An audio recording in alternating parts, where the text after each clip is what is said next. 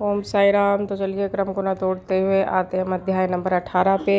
तो हम अपना कर्म कर रहे हैं, आप अपना कर्म कीजिए, अवश्य चैनल को सब्सक्राइब कीजिए। तो ये सब हम सबके कर्म जो है सही करने के लिए, परिपक्व करने के लिए ही यहाँ पे कहा जाता है बार बार आपको।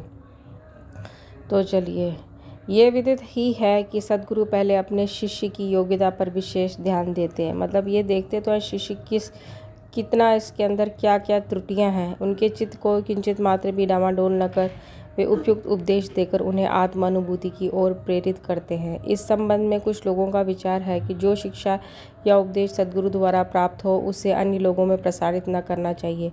उनकी ऐसी भी धारणा है कि उसे प्रकट कर देने से उसका महत्व घट जाता है। यथार्थ में यह दृष्टिकोण संकुचित है। सद्गुरु तो वर्षा ऋतु के मेघ सदृश है जो सर्वत्र एक समान बरसते हैं, अर्थात वे अपने अमृत तुल्य उपदेशों को विस्तृत क्षेत्र में प्रसारित करते हैं। प्रथमतः उनके सारांश को ग्रहण कर आत्मसात कर लें और फिर संकीर्णता से रहित होकर अन्य लोगों में प्रचार करें। मतलब जो ज्ञान आपके पास में वो दूसरे लोगों को अवश्य ही बांटें। यह नियम जागृत और स्वप्न दोनों अवस्थाओं में प्राप्त उपदेशों के लिए है। उदाहरणार्थ बुद्ध कौशिक ऋषि ने स्वप्न में प्राप्त प्रसिद्ध राम रक्षा स्त्रोत साधारण जनता के हितार्थ प्रकट कर दिया था, सब लोगों को बता दिया उन्होंने।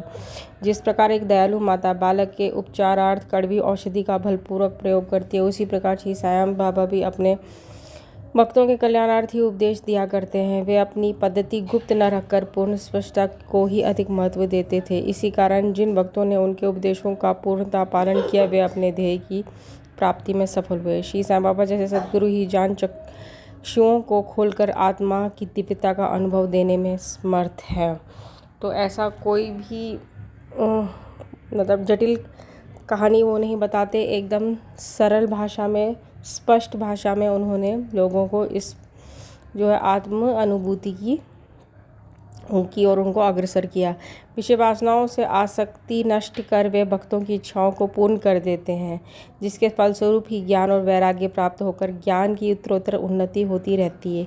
ये सब केवल उसी समय संभव है जब हमें सद्गुरु का सानिध्य प्राप्त हो तथा सेवा के पश्चात हम उनके प्रेम को प्राप्त कर सके।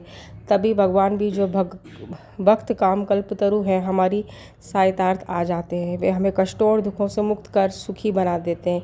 ये सब प्रकृति केवल सद्गुरु की कृपा से ही संभव है, जो कि स्वयं ईश्वर के प्रतीक है। इसीलिए हमें सद्गुरु की खोज में सदैव रहना चाहिए। ठीक है, तो इस तरीके की धारणा, तो जो हमें सब कष्टों से मुक्त दिला सकते हैं वो हमारे सद्गुरु ही हैं। वो ही हमें ईश्वर का भी जो है दर्शन करा सकते हैं।